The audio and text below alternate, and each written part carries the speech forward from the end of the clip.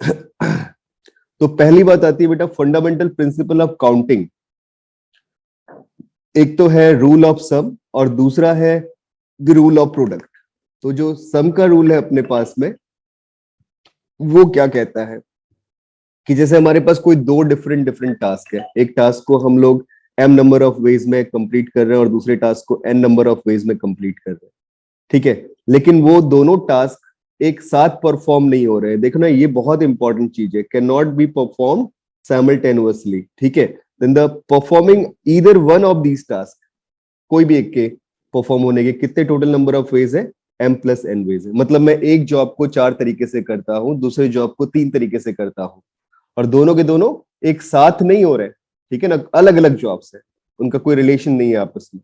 तो दोनों में से कोई एक जॉब मुझे कंप्लीट करनी, either of the job complete करनी है, या जॉब ए और जॉब बी कंप्लीट करना है, तो कितने नंबर ऑफ वेज होंगे, m+n वेज होंगे। तो आप इस ये जो एडिशन का नोटेशन दिया हुआ है, इस एडिशन के नोटेशन जो मतलब अपन सोचेंगे क्या कि जब भी हमारे पास एडिशन आता है तो एडिशन का मतलब किससे होता है, दिस इज और, मतलब और का केस आ रहा है तो आप बोलोगे एडिशन करना हो। Similarly the another rule is rule of product, बहुत इंपॉर्टेंट रूल। मतलब ये दोनों बहुत बेसिक है और तुम्हें दिखाता हूं, मैंने पहला ही क्वेश्चन मेंस का लिखा हुआ है, बहुत बेसिक सा है पहला तो क्वेश्चन, बट मेंस में काफी सारे क्वेश्चंस बेसिक से ही आ जाते हैं, फंडामेंटल से ही आ जाते हैं, ठीक है। ये बोलता है अगर हमारा काम दो स्टेजेस में ब्रेक कर दिया गया है, जिसमें पहला काम जो है, पहला स्टेज जो है वो m पॉसिबल आउटकम से हो रहा है और दूसरा जो स्टेज है वो n पॉसिबल आउटकम से हो रहा है, तो टोटल इस प्रोसेस में जितने भी टोटल नंबर ऑफ वेज होंगे वो कितने होंगे, m×n नंबर ऑफ वेज होंगे। तो मतलब प्रोडक्ट का मतलब क्या हुआ, एंड से हो गया। जैसे मैं तुम्हें एक छोटा सा एग्जांपल देता हूं जो कि मेंस का ही क्वेश्चन है पुराना। इसमें क्या बोलता है कि 3 स्टेशन है अपने पास, पहला स्टेशन ए, दूसरा स्टेशन बी और तीसरा स्टेशन सी, ये 3 स्टेशन अपने पास है, थर्ड स्टेशन इज सी, ठीक है। तो ए स्टेशन से बी स्टेशन पे जाने के अपने पास में सपोज 5 वेज है जो इसने गिवन किया है क्वेश्चन में, राइट। तो ये जो 5 वेज है मैंने सपोज ऐसे डिफाइन कर दी, ठीक है, दीज टोटल 5 वेज भी है। एंड बी स्टेशन से सी स्टेशन पे जाने के हमारे पास 4 वेज है। तो अगर मुझे ए से सी जाना है वाया बी, तो अपने पास टोटल कितने वेज हो गए। मतलब देख रहे हो बेटा कि एंड का कंडीशन आ रहा है, अगर तुम ध्यान दो तो ए से बी जा रहे हो तो 5 रास्ते हैं और बी से सी जा रहे हो तो 4 रास्ते हैं, तो ए से सी जाना है वाया बी, तो ए एंड बी एंड सी, मतलब वो मल्टीप्लीकेशन की फॉर्म में आ गया, कितना आ गया 5×4। So total number of veg अपने पास कितने हो गए, 20 हो गए। तो बहुत बेसिक सा क्वेश्चन था पहला, समझ में आ रहा होगा सबको, कोई डाउट तो नहीं है, बताते चलना बच्चों, यार हाँ या ना कुछ बोलो। Yes sir.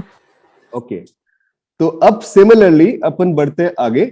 एक अगला क्वेश्चन है, ये वाला क्वेश्चन भी जेई मेन का है। इसमें पूछता है ए हॉल हैज 12 गेट्स, ठीक है, in how many ways can a man enter the hall through one gate and come out through a different gate. कितना आसान सा क्वेश्चन हो गया। टोटल कितने गेट्स है अपने पास, 12 गेट्स हो गए, राइट। और 12 गेट से वो एंटर कर रहा है, तो भाई एग्जिट डिफरेंट गेट से कर रहा है, कितने गेट्स उसके पास ऑप्शन में बचे, 11 गेट्स बच गए। तो जब 11 गेट्स बच गए तो आंसर कितना आ जाएगा, 12×11।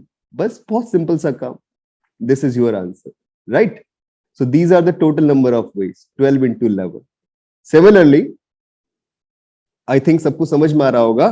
सिमिलरली मैं चलता हूं अगले क्वेश्चन पे। मतलब ये फेवरेबल क्वेश्चन है जो कई बार पूछे हुए हैं, और मैंने सारे क्वेश्चंस वो पिक किए जो कि मेंस में और एडवांस में पूछे जा रहे हैं, ठीक है, कई बार पूछे जा रहे हैं। अब ये बोलता है कि how many numbers between 10 and 10,000 can be formed by using the digits 1 2 3 4 5। बहुत बेसिक सा क्वेश्चन, कोई हार्ड एंड फास्ट रूल नहीं लगाना। अगर किसी को कुछ भी नहीं आता, सिर्फ दिमाग लगाए अपना, और उस दिमाग को लगाने के बाद प्रिंसिपल ऑफ मल्टीप्लीकेशन समझे, ठीक है ना।